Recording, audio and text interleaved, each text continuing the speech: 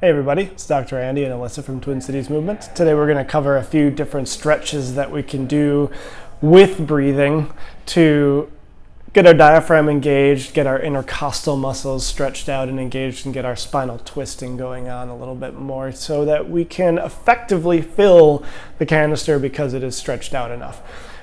So the first thing I'm going to have Alyssa do is sit cross-legged on the floor.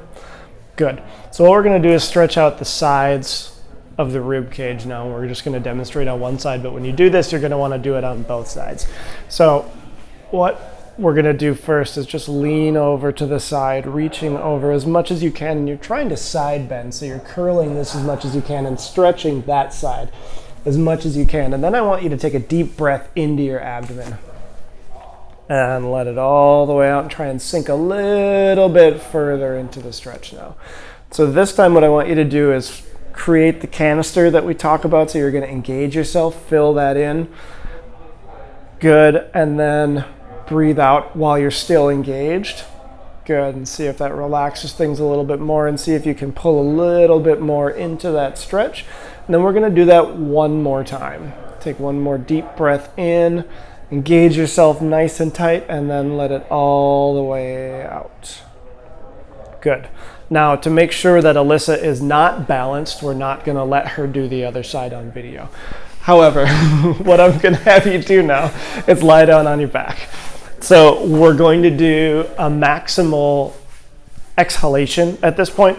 So all you're going to do for this one, and this is really probably where we should have started, is you're going to take a deep breath in, filling up that canister, and then you are going to exhale everything. So you're just going to breathe out as much as you possibly can, and you'll notice that there's some concavity there that's just kind of sinking in and in and in and in and in, and that's a good thing. That's kind of what we're looking for. And you want to do probably, I'll have you do a couple more now, but you're probably going to do 3, 4, 5 of these, and you would want to do this to really kind of get your diaphragm fired up and engaged. And you're getting rid of some of the stale air in your lungs when you exhale fully like that. Plus, you get to reflexively breathe in again.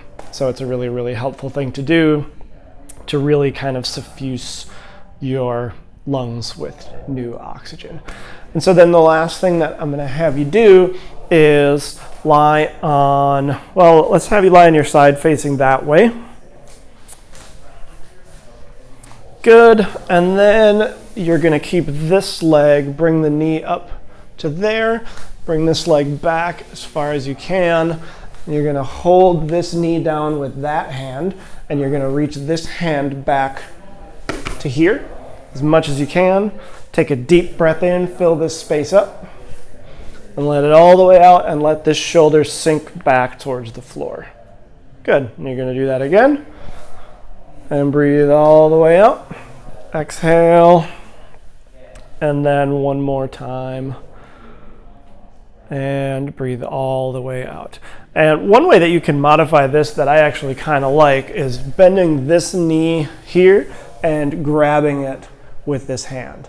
So it's relatively challenging, but it's a really nice stretch to kind of get upper back, shoulders, neck, and legs.